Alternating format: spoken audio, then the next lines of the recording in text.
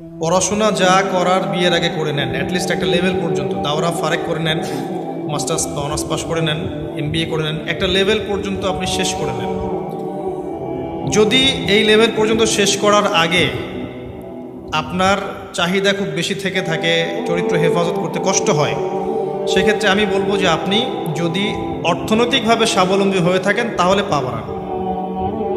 যদি এই লেভেলে যাওয়ার আগে ইকোনমিক্যালি আপনি স্বাবলম্বী না হন তাহলে পা বাড়াবেন না, রোজা রাখবেন এবং বেশি বেশি পড়াশোনা করবেন, দিনের কাজের সাথে সম্পৃক্ত থাকবেন এবং ভালো মানুষদের সাথে মিলেমিশে থাকবেন, একা থাকবেন না।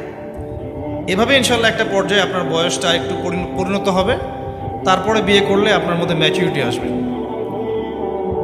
এটাও হয়তো মনে হতে পারে আপনাকে যে চরিত্রটা হেফাজত করা এই সময়ের মধ্যে আমার জন্য কঠিন।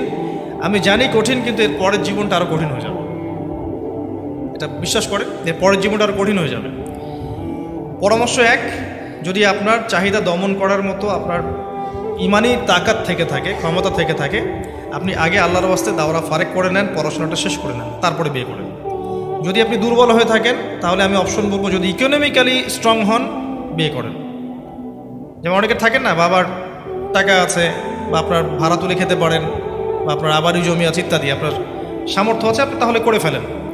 এটাতে আমি নিষেধ করব না বা আমি বলবো না যেটা ভালো হবে না, করতে পারেন। কিন্তু যদি আপনার এখানে ইকোনমিক চাহিদা, ইকোনমিক কোনো ব্যবস্থা না থাকে এবং ইকোনমিক অবস্থা খুব খারাপ থাকে, এখানে আপনি বিয়ে করলে ঝুঁকিতে পড়বেন। তখন আপনার পড়াশোনাটাও হবে না ঠিক মতো, আপনার পরিবারের এই ঝামেলাগুলো ডিল করতে আপনার সময় চলে যাবে। তখন আপনি পরে আফসোস করবেন যে আরও 5টা বছর পরে বিয়ে করলে হয়তো ভালো হতো। আর বিশ্বাস করেন, একটা বিষয় সম্পর্কে আমাদের একটা আগ্রহ থাকে, যখন ওটা পেয়ে যাবেন দেখবেন মনে হবে আসলে এমনই ছিল বিষয়টা।